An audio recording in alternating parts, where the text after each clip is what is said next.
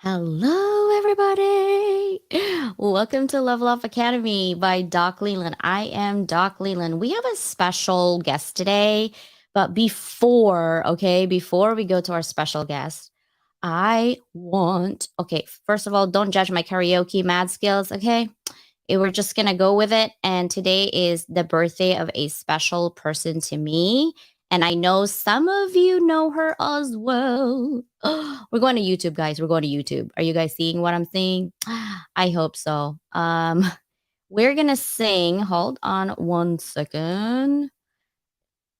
Let's see if I can get this guys going here. Hold on one second. Okay. Are you guys ready? Are you guys ready? Who's in the room here? Christian and Sister Sia. Are you guys ready to sing? Okay, let's see if you can hear it. I'm not sure if you can though.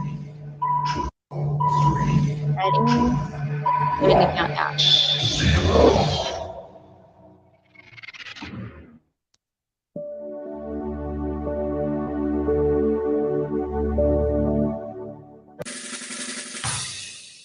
Happy birthday to you. Happy birthday to you.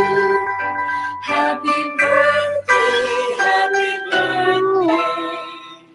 Happy birthday to you. Happy To you.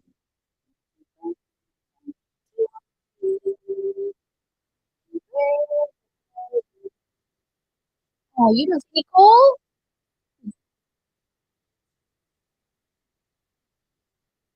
Dude, Sia's like, I only see the comments. Can you see anything?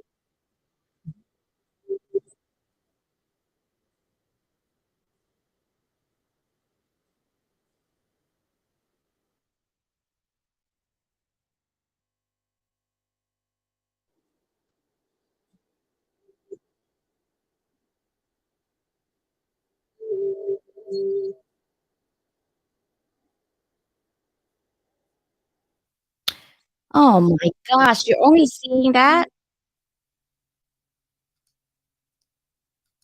Oh man. Okay, guys, let's take a look. Why am I echoing? Hold on one second, guys. Let me get out.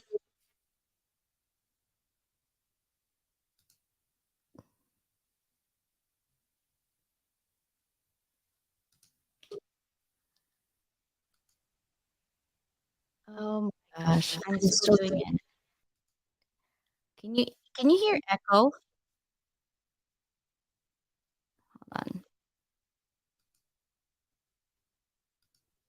What's up, everybody? Hold on one second. I'm gonna put my guest in, but I'm echoing.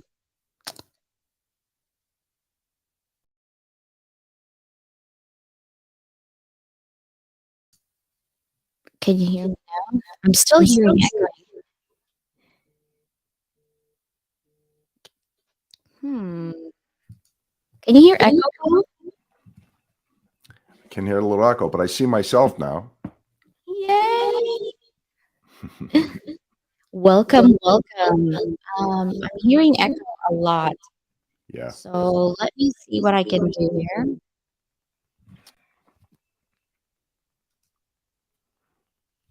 I don't know why I can't remove myself. Hold on one second.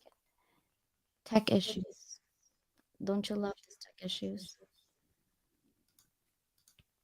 All right. Well, welcome to Level Up and introduce yourself to our listeners. How are you doing today? I'm doing well, CJ. Yeah, my name's Paul Delegro. I live in the Dallas, Texas area. For all you folks around the country, I work for an IT consulting firm, and I have my own podcast. So kind of I do a little bit what you do, CJ. Yeah, that is actually interesting. How did we meet? Through our good friend Sia Yessa Tornrat. I think she is she watching or listening today? Oh, yeah, she's here. Oh boy, she's lurking. She's lurking. Oh, she says, Yeah, yeah, that's her. She just chimed in.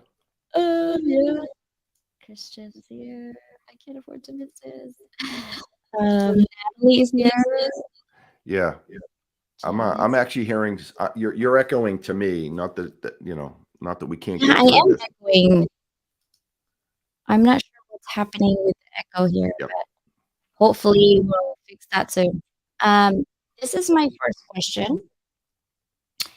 In the last 20 years, 20. Okay. I don't know if I can remember that far back. find within your timeline some of the significant changes in your life that got you here where you are today. That's a good question. So that's very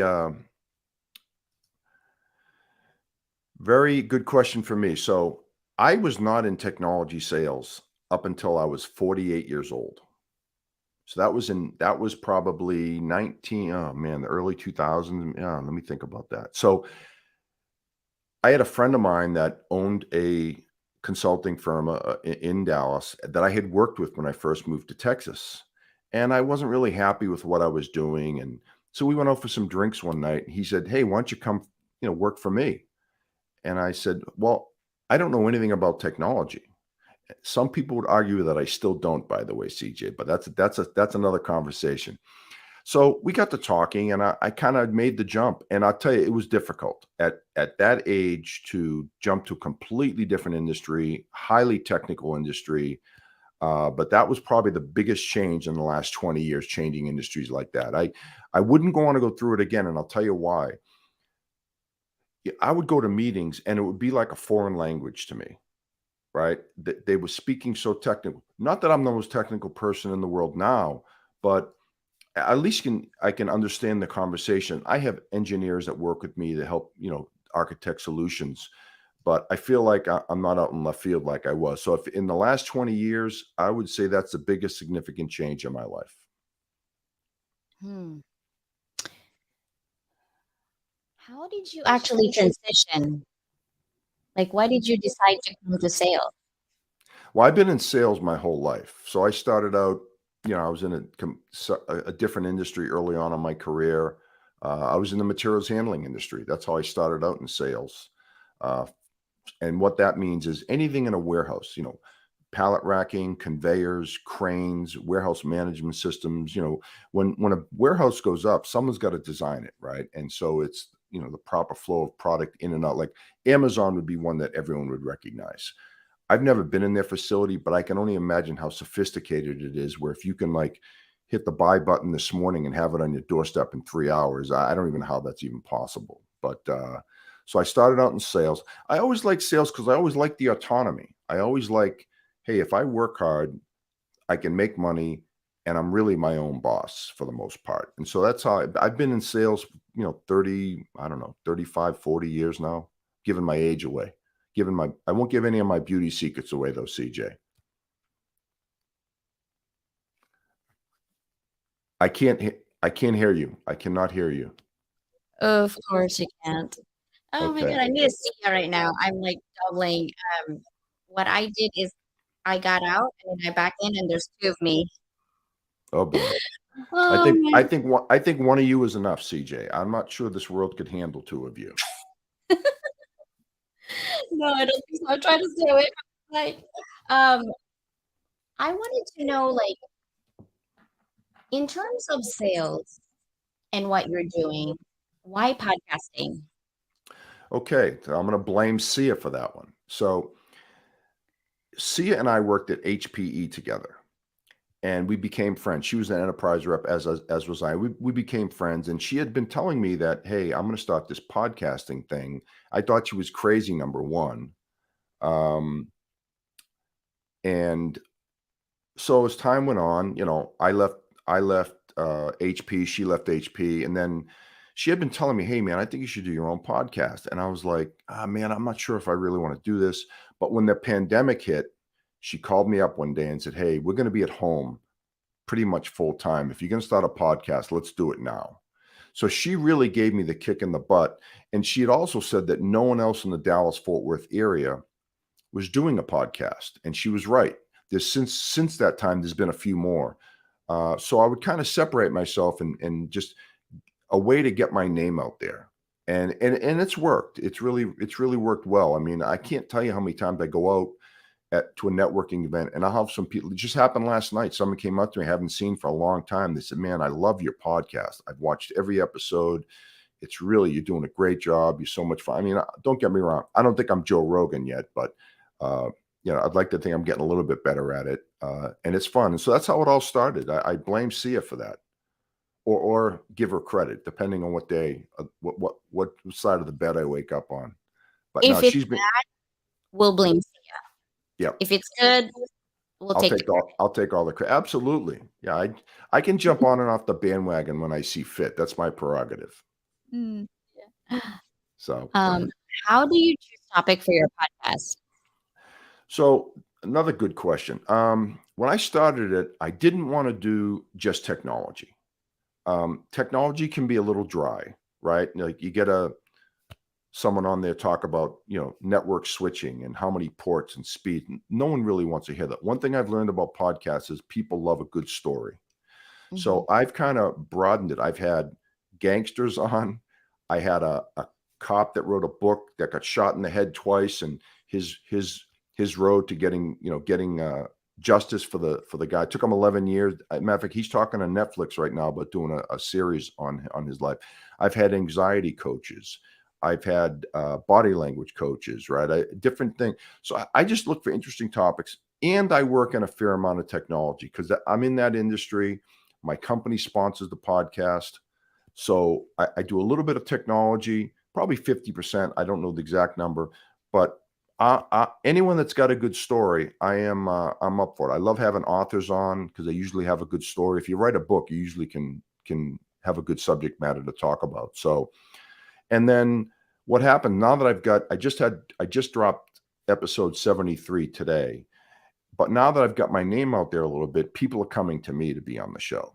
So it's a little bit different. I remember at the beginning when I had like 3 episodes out, I tried to go after some highline people, and they would say to me, "Well, how many shows have you had?" And I'd be like, "Well, 3, 4." It's like they say, "Okay, call me when you grow up." But little funny. So you got to act bigger than you are. So I now, like I said, I've got people calling me, which is kind of nice, and I've got people making recommendations. Like people I work with will say, "Hey, I know someone that has a good story. Would you mind talking to them?" So,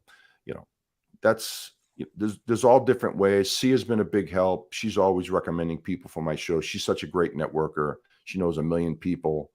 So she's been a big help. Yeah, that's right. Blame. Yeah, I am gonna blame you, Sia. You got me into this mess. Sia, I can't delete my other self. Okay, this is my evil one. So I'm doubling up. Well, CJ, all I see is myself on the left side and you on the right side, and you have a little smaller screen. I don't see 2 of you. So if that No, helps you- on my on the studio, there's 2 of me somehow. I will fix that later. But it's not about me, it's about you. So I'm gonna keep asking your question. What are the essential steps to planning and organizing a podcast episode? Yeah, great question. So I think the misconception is people that see a podcast, they think, "Oh, it's only a half hour. What's the big deal?" Well, a lot more goes into it. And I learned this pretty early on.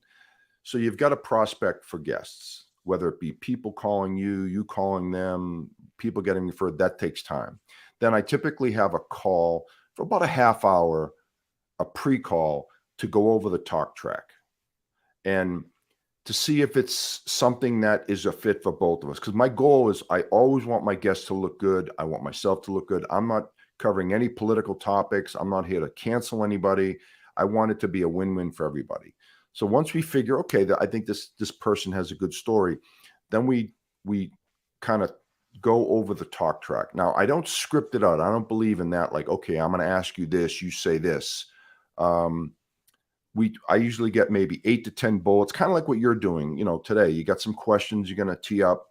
Although you haven't shown me the questions, so these are new to me. I usually show the questions to my guests to give them a little bit of a heads up. and then we just get on and talk. And sometimes we go in several different directions, so it's kind of fun that way. And that's really what we do. I try to keep it loose, casual. I don't want it to be stiff and rigid. Have a little fun with it, and just and then afterwards, you have the uncut version. So that's when I defer to Sia. She does all the editing, puts in all the graphics, the intros and outros, and cuts out any bad sections, because there's always a thing or two that you need to cut out. And then once we get the final product, I have 2 channels of distribution. We have YouTube, and that YouTube channel is embedded in our company website. So we're drawing people to our website, and all the streaming media outlets like Spotify and Amazon and Google. I think there's like 19 or 20 of them that we use a service that distributes all those different 19 or 20 different streaming applications. So again, it takes time. It's not brain surgery, but it's just time. It does takes time. Can you hear me okay? I can. You sound fine now.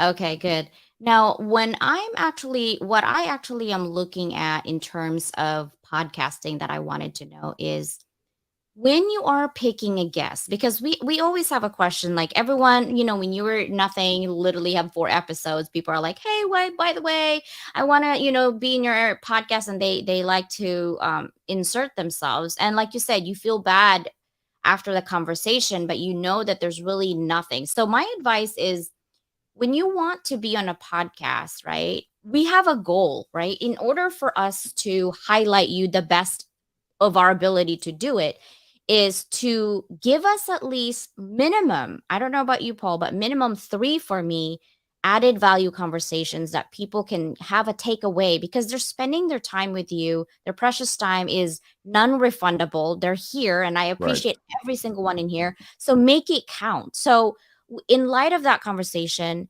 we're talking about you switching. And I think what I want everyone to know is how inspirational your story is. You started late in the game in terms of sales. So I wanted to know what made you decide, there's 2 things happening here. First, you have your own career before sales, and now you're in sales, and now you're in podcasting. Like, why choose podcasting out of anything? Because I know a lot of people are going in this bandwagon of, I want to do podcasting too. I want to do live. I have a lot to say, but it's not just about a lot to say, right? You want to make sure that you have a good foundation of what you want to do with this thing. And for me, it's like, make sure you carve out a time or a perfect time to release things, right? To release things with your podcast. Because like you said, you asked me, how many times do you do this thing? I'm like, I think I'm doing it 4 times a week now. And you're like, I have a full-time job. I'm like, yeah, I have 2 full-time jobs, really. And so you have to make sure that it's time and consistency, and you also have to make sure that you have a vision of where you want to be and a mission every day of how you're going to get there. So with that in mind, what made you get inspired from like sales to now podcasting? Like, is there a future of what you want to do, or is this something that's just for fun? Or if I'm thinking of going into podcasting, what would your advice be? Yeah, that's great questions. This started out really just to me to get my name out there, sitting at home during the pandemic, and now it's grown into, I really like doing it, and I'm building a name and a brand for myself. And to your one more thing, I did leave out before. Consistency is the key. I come out every 2 weeks on a Thursday. So this morning I dropped my 73rd episode. So one thing I know about the podcast is that people that are following you, they want consistency. So I have never missed a week in 2.5, 3 years. I think that it'll be 3 years this summer. And so I've never missed a week. Just every 26 episodes a year. I'm coming up my 3-year anniversary. When I did it, goals, I mean, I know some people want to become famous. I don't know if that was one of my goals, but I did want to have something that would separate myself from everyone else. No one else, there's really no other salespeople doing this. So I do have some, and that's why I have some technical guests on. And hopefully, I tell you, it's been nice. Say I have a first meeting with somebody, and I have the link to my podcast in my email signature. several times people have said to me, "Hey, man, I noticed you have a podcast. That's pretty cool." And all the questions start, "Hey, how did you get into it? What do you know, it's been great. I watched this episode. I listened to that episode." And it's a great conversation starter with customers. So it kind of breaks the ice a little bit. That's awesome. I love that. And doing sales. I've done sales probably 20 years while I was doing leadership. I do like 4 jobs at a time. That's the reason why I get expedited on everything. And I then don't know how while you I'm do doing it. that, I'm going to school for something else. Like, okay, I need this and I need Well, this and I need this. And they're like, how are you doing it? I'm like, block my time and just do it. you have like 27 degrees too. You got your PhD. You have a couple of jobs. You have like several podcast streaming shows. I don't know how you do it. I'm tired just listening to you do that.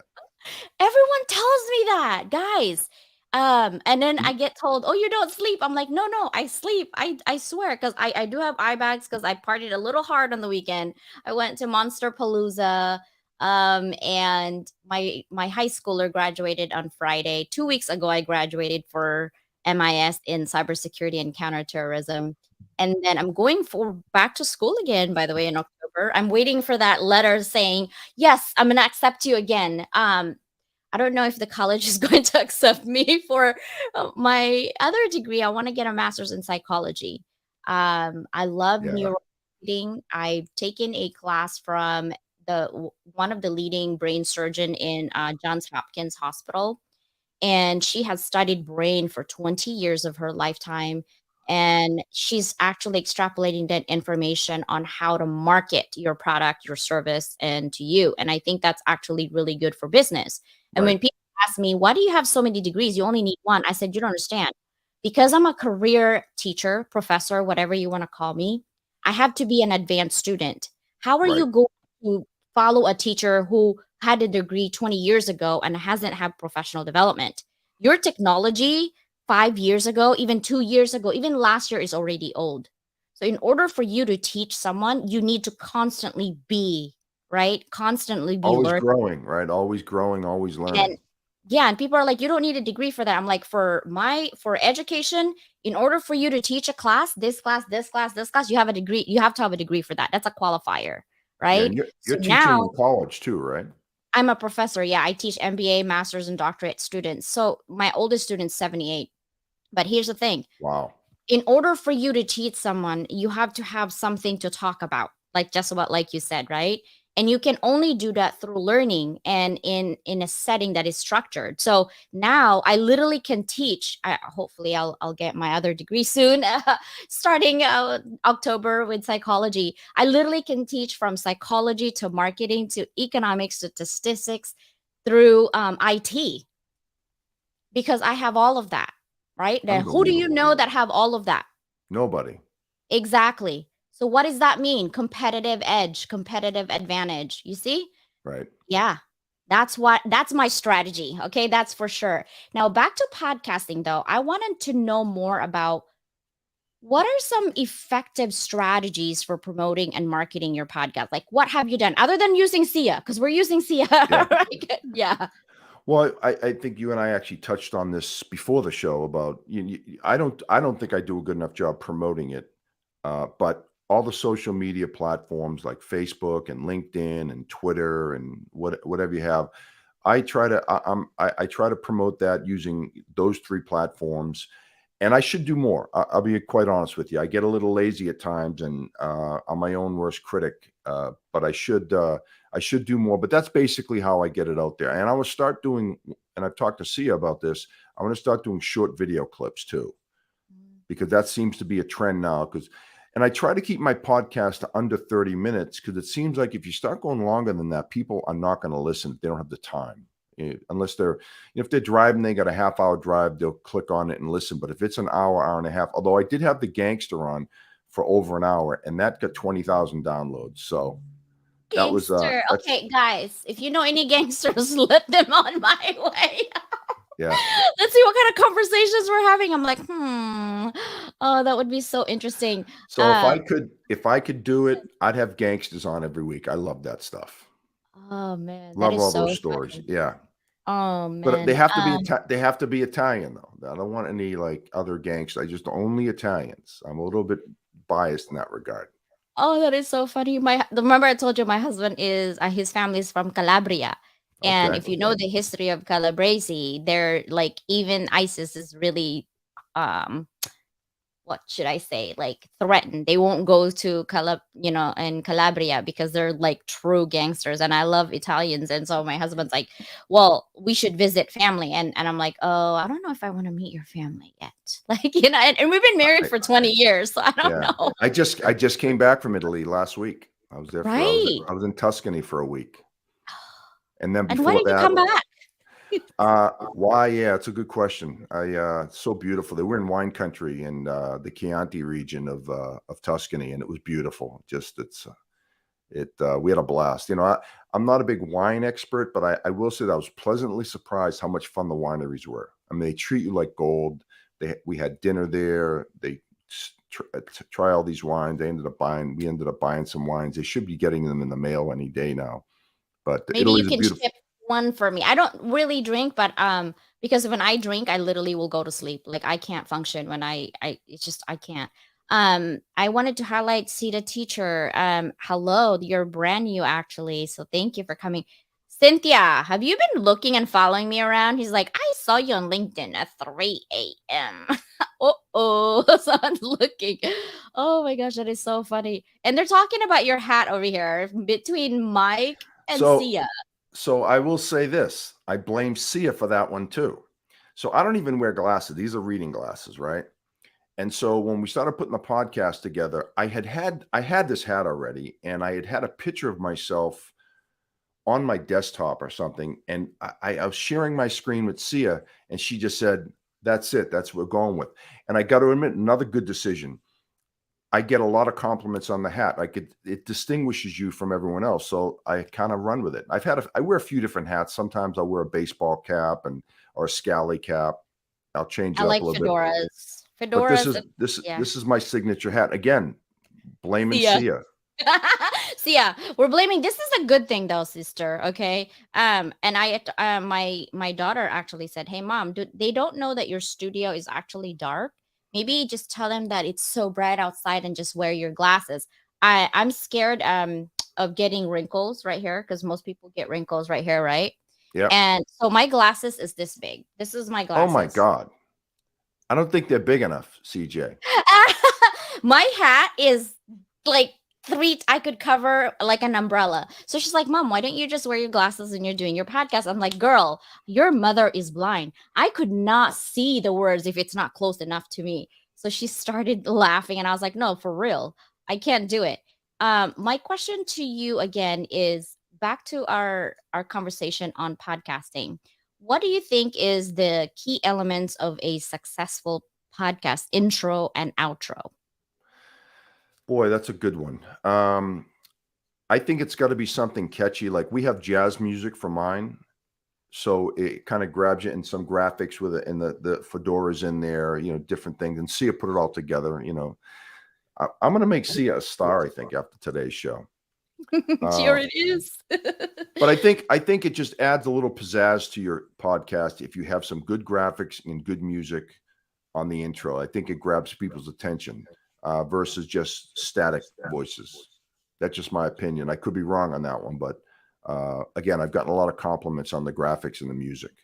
And I actually did pick the music out, by the way. So I did do something. You're so funny. You're like, I did something. Sia did the rest of them. Yeah. I did something. Yeah. Oh Well, my gosh, that is so funny. she just bosses me around. She just tells me what to do, punches me, slaps me around, and says, "Just shut up and do it." I'm like, "Okay." Oh, I love that about her. She's like, just get up. Don't even do it. Just go. Yeah. I love that. Yeah. Listen, Asians are crazy. We have like my daughter was talking. I overheard them talk like, "Oh my God, your mom is so nice. She has a podcast. I listened to it." And this is a 14-year-old. She's Yeah. apparently my subscriber. And my daughter's like, "Why do you listen to my mom? All she talks about is business this and business that." And she's like, no, she has like really cool people in there sometimes. And I'm like, wow, my daughter is talking smack about me. She's like, well, what do you do for having an intro and outro? And they sing, but they won't sing for my intro. Right. What do you think is more successful? People that are listening to you through YouTube or an audio? Like in your podcasting career, I mean, 3 Yeah. years, right? So What's what do you funny, feel? it goes back and forth. I don't know. I don't know. I haven't figured it out yet. There's some episodes that get way more audio downloads, and then the YouTube video will be small, and then it's reversed.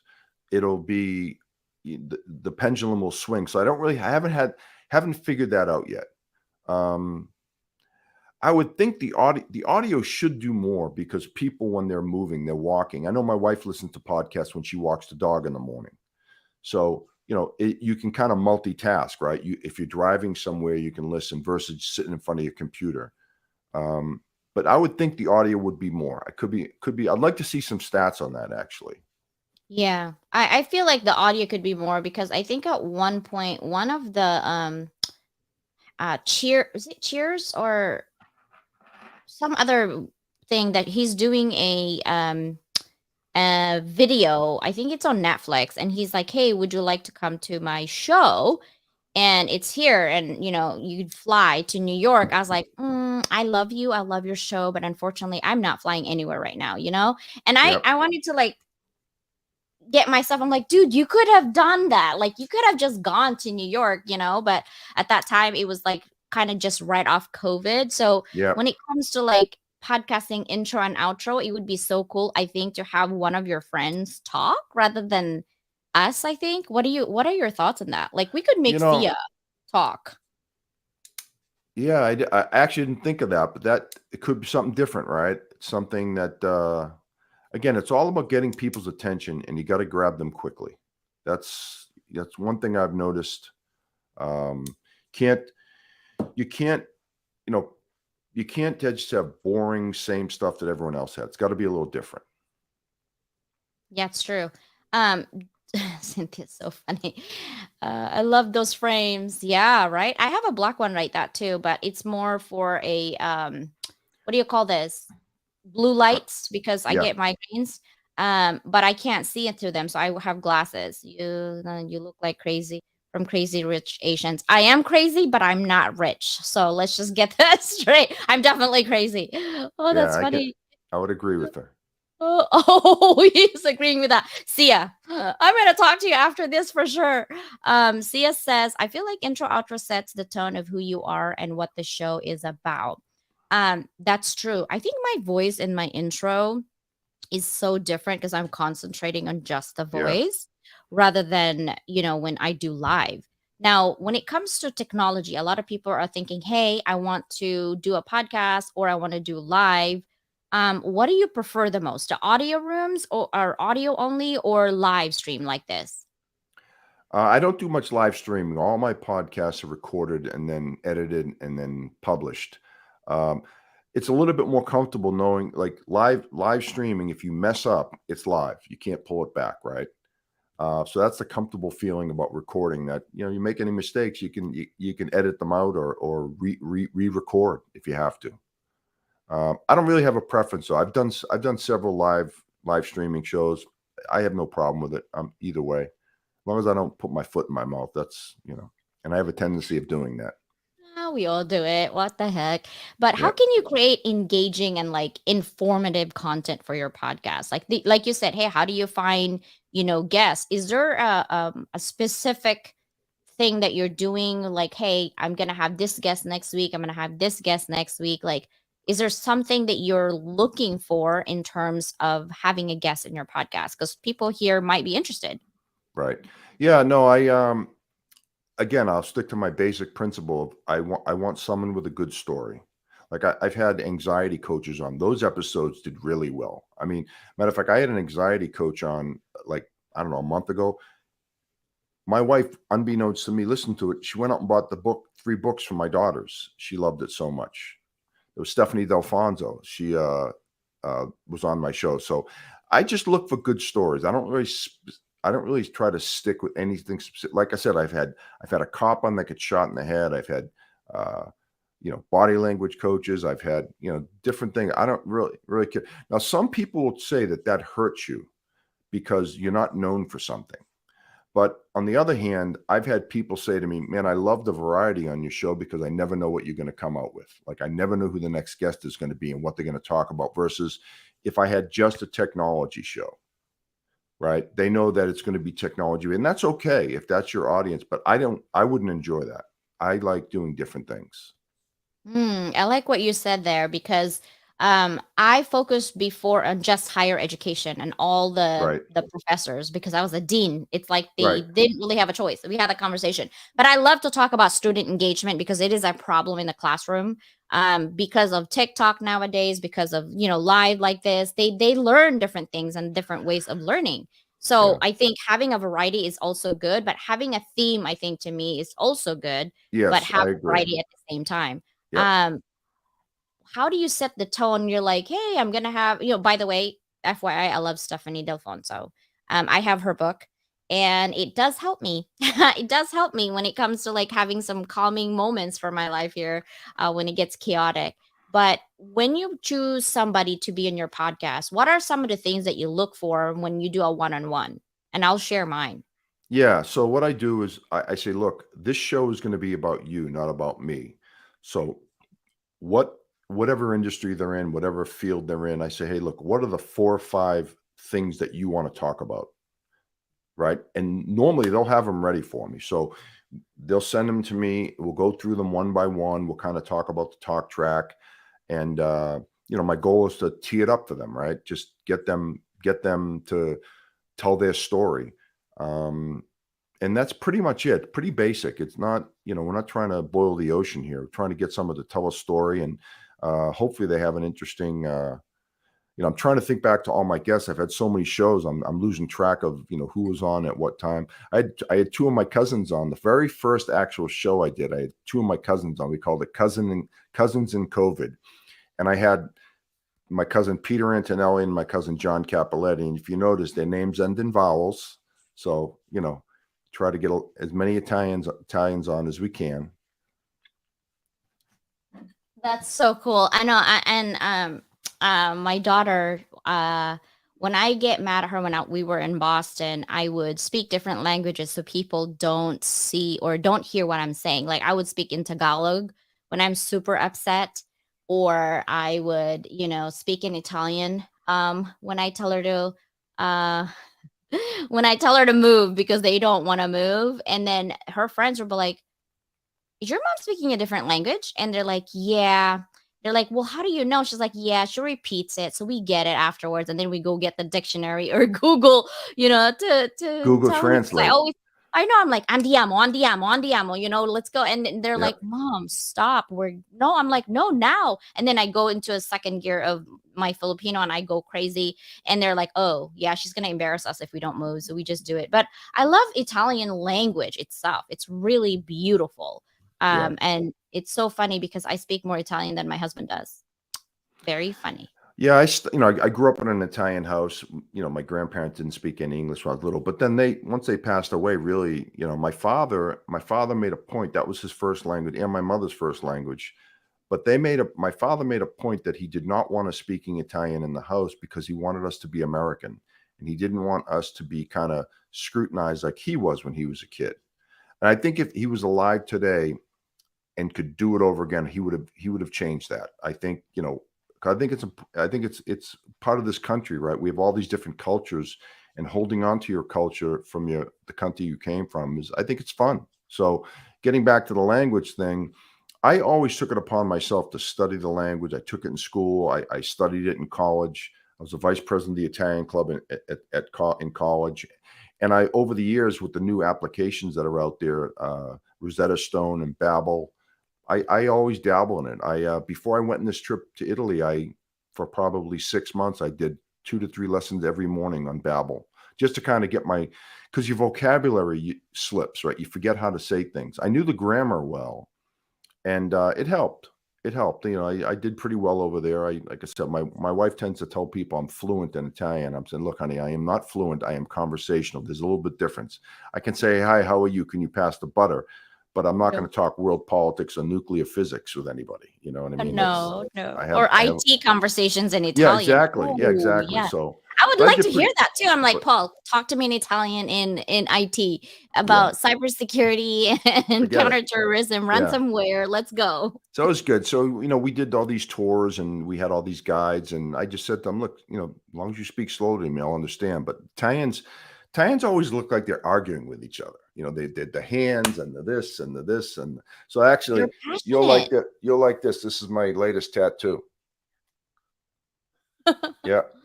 Even the Uh, Italians in Italy loved it. They thought it was hilarious. So yeah. So one of It these. is. So Well, I don't know why they talk like this all the time. I think Filipinos and Italians, I swear, they're kind of the same. We're yeah. loud, and So people think, "Why are you so loud? Why are you like angry?" I'm like, "It's my normal voice. Like this is really me." And Italians are like that yeah. too. Yeah. We were Fine. with 3 other couples, and one of the couples was from Mississippi. So big culture shock from Mississippi to Tuscany, right? And he looks at my wife's cousin's husband, Bobby Hunter. I'll give him a shout out. He looks at me one day, goes, "They always look like they're arguing with each other. They're fighting." I go, "No, it's just the way they do it. They're an emotional bunch, right? They just, Yeah. but I was trying to get him to, you know, do Say all that. the hand gestures. He was like pretty rigid. So I think he may be a lost cause, but we'll work on Oh. him. I want to go back to what you're saying about like they want you to speak English. Like my mother-in-law, um, really, she's the Italian one. So her last name is Zarolla.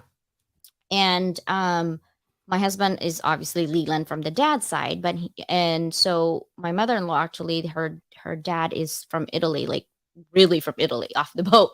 And he would cook this spaghetti sauce for 4 days, like 4 days just to cook it. But you don't want to like eat it really fast because it's super good. And when he talks about like, andiamo, let's go eat, right? And he would just like, and I'm like, is he inviting us to eat or is he telling us to go away for a minute? Because he's really like into his hand. And my husband's like, 4 days. I've never heard of cooking sauce for 4 days, but I do know that sauce needs to be cooked slowly. oh, for 4 days, he's there in the Wow. kitchen and he would just like, yeah, but it's like, I mean, you could put a person in that bucket, right? Yeah. But it's so beautiful the way I love the Italian culture, period. And Yeah. my cousin actually married an Italian also from in the army, Italian army. So I love that. Shout out Sia. You guys shout out for your book. Goodbye. Yeah, see, it's this one. I Yep. have one. That's right. Is it this That's one? Stephanie. Yeah, that's right. That's Stephanie's book, right? Yeah, I love it. I love it. And Sia's like, I have her techniques. Yeah. Crack me up that one. Your cousins got up in the middle of the recording to make a cup of coffee. Yeah, he didn't get the memo about, be prepared for the he was on his phone too. It just, yeah, it worked, but yeah, that was my cousin Peter actually. Oh my gosh, Cynthia, I miss Boston now. Oh, yeah, Boston. It's another culture over there for sure. But Yeah. there's a restaurant called Vittoria because that's my youngest name is Annabella Vittoria. It should have been perfect with Zarola at the end, but now it's Leland. Yeah, my youngest we gave her the name Gabriella. So Ooh, yeah. Gabriella Diliegro, nice Italian name. Yeah, So my stepdad before my mom, I think it's the second marriage. It's Di Padua. So yeah, we love Italians in our end for sure. I teach Portuguese, understand Italian too. It's so beautiful. It is. It's a good language, really. yeah, that's one of my bucket list things. I really want to go. I speak enough to get by, but being there a week, by the end of a week, you start to get a little quicker with it. It's sauce, by the way, not gravy. See you.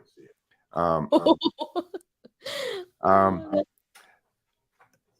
I'd like to go spend some time there, maybe 2, 3, 4 months and just live there, just kind of see if I like it, and I'm close to getting my Italian citizenship too. So I should have dual citizenship within a year. So I'll be able to live there legally.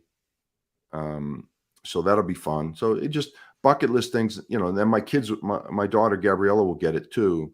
And she'll be as a European citizen, she'll be able to work over there. Because I have a nephew that's living in Germany right now as an EU citizen. He's got Italian citizenship as well through our family, and he's living there permanently right now. He just had a baby, so yeah, it's got a lot of. Wow. Where in Italy will you be living? I don't know that yet. We're gonna probably experiment with a few places, probably somewhere in the north, I think. Oh yeah.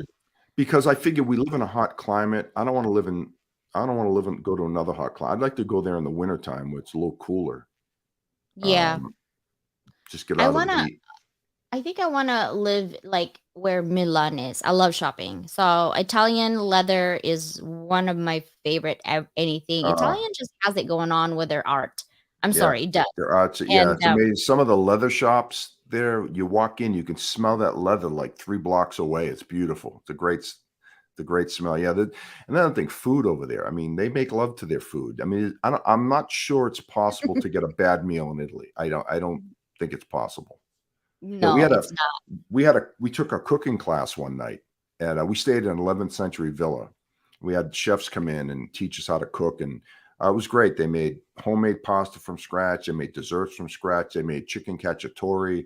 They made some sort of like a bolognese ragu sauce. It was awesome. I mean, we got all the recipes too, so now we're fired up to start doing those things. Ooh, I love tiramisu. Tiramisu is my favorite, for sure. As far as Italian, spaghetti and meatballs is also my favorite. I love that.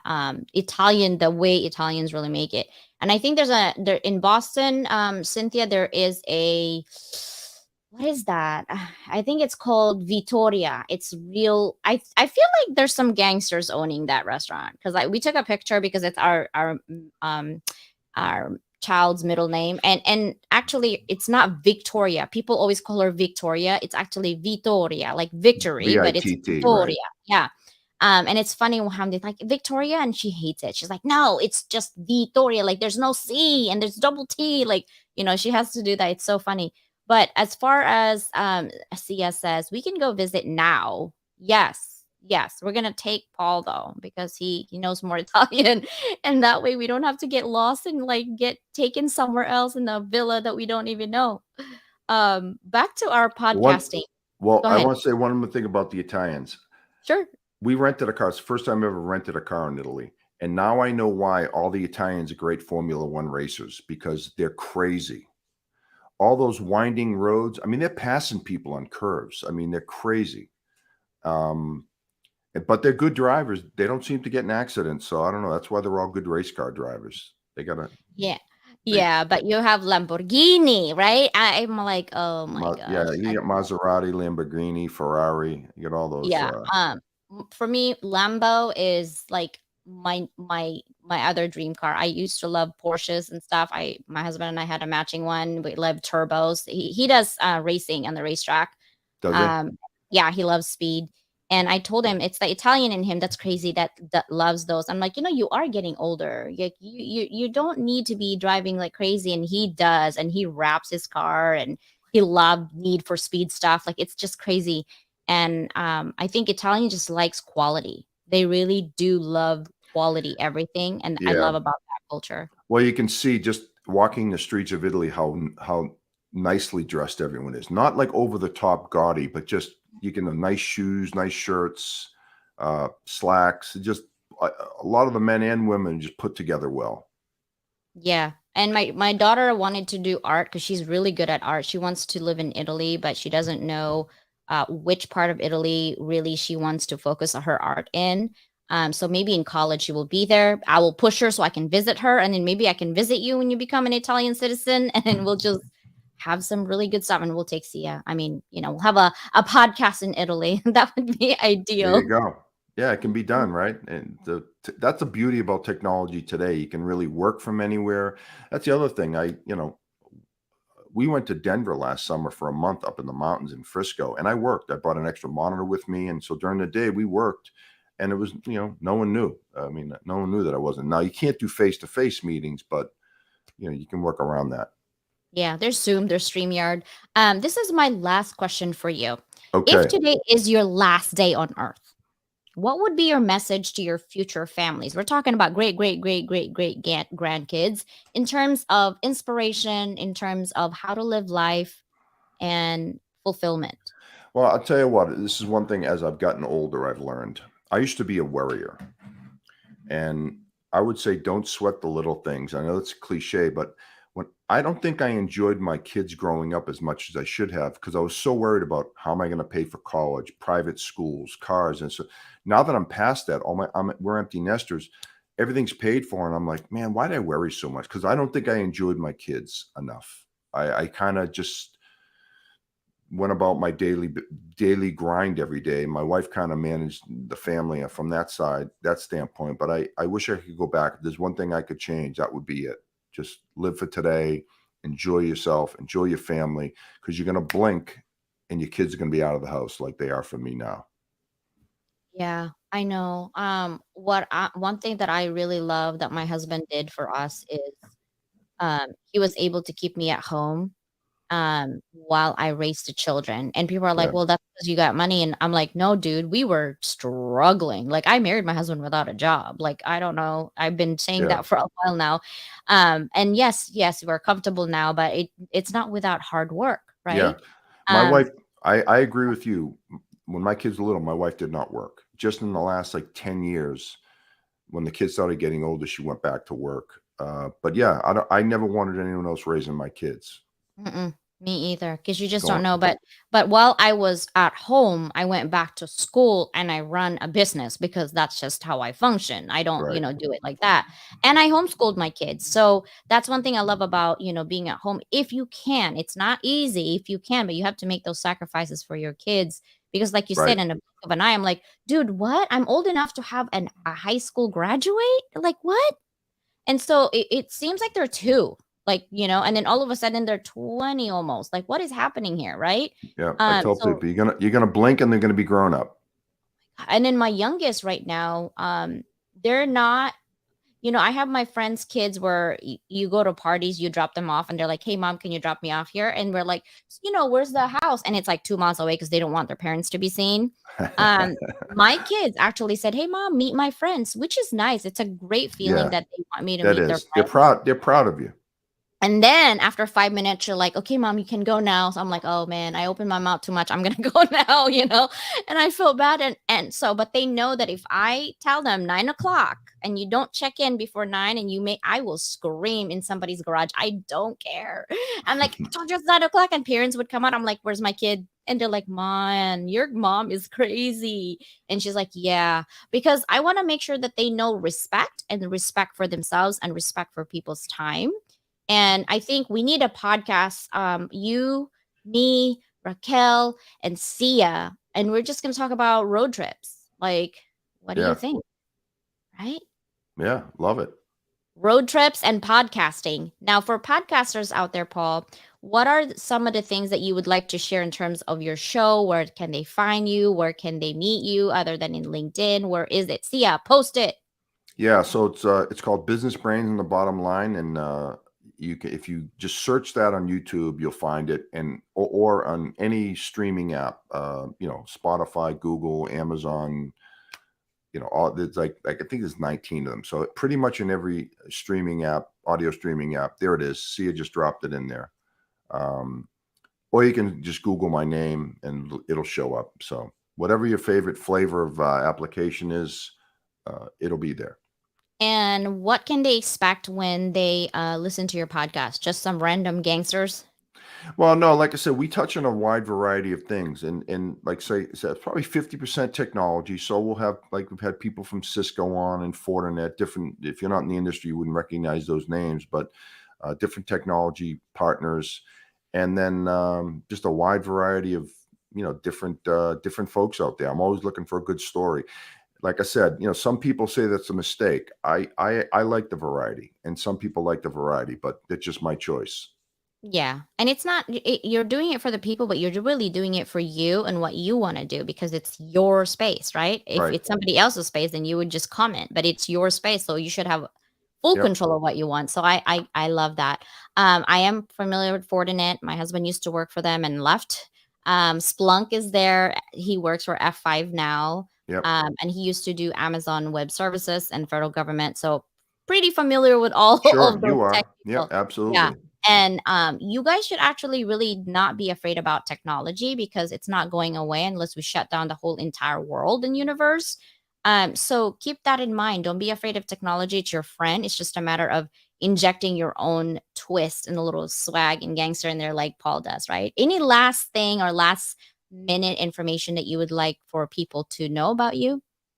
I think I've shared everything. My Italian background. Well, one other thing. I am originally from Somerville, Massachusetts, which is right outside the Boston area. You may have recognized a little bit of a Boston accent here, although I've been in Texas for 25, 26 years now. Haven't lost it yet. I'm trying not to, by the way. I just figured I'd be a traitor if I got rid of the accent completely. Oh, Cynthia, ooh, have a corner on the show. That would actually be a good one. That's a good idea. Yeah. That they would have some great stories, right? That talk Yeah. about stories, that would be some great ones. Yeah. You're onto Wow. something. Okay. Cynthia, do you know of any coroners? She said I have a corner on the show. Maybe you should ask her and said, "Hey, I have a friend who's running a podcast and looking for a really good story. Share." I had a funeral director on once. Oh, how was Yep. that? It was fun. He was a comedian too. Talk about two ends of the spectrum. So he was a part-time comedian and he owned a funeral parlor. So he was a funeral director and a comedian. Wow, I'm gonna have to look at that episode. I Yeah. want to see how that episode works. But thank you so much for your time today. I really Uh, appreciate you. oh, you're quite welcome. This was great. I enjoyed it. That is so I'll funny. CJ, I'll have to have you on my show now. Oh, sure. But what kind of story are we going to talk? Are we talking about technology? Are we talking about what are we talking about? We can talk about education. I really want to know what possesses you to get all these degrees and we've talked about a little bit earlier, but to a new audience, I think that would be an interesting story. Yeah, it would have to go back 4 decades ago for sure. Fun fact: I wanted to be a corner in college. See ya. Really? She's got a morbid side to her, obviously. Yeah, that's why we get along. Working with Someone kids. just sent me a pink coffin with glitter in it because I told one of the episode that I said, I told my kids if I die today or any day, and I would love to be in a pink glittered coffin, and if it's not gonna happen, I'm gonna come back. I swear, because I want my pink glittered coffin. There'll be hell to pay if you don't get it. Right? And so someone sent me like, "Hey, is this good?" I'm like, "Ooh, I'm gonna send this to my kids." And they're gonna be like, "Mom, you're crazy." Oh my gosh. Paul, looking forward to seeing you on Saturday. Woot woot.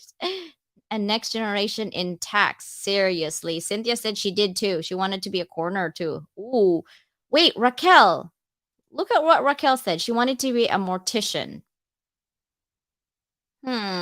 There you go. We can have all these people, Paul, be on your show for sure. Well, thank you so much for being here today. I appreciate you. You have a wonderful day. And thank you guys for being here. Bye, everybody. See ya.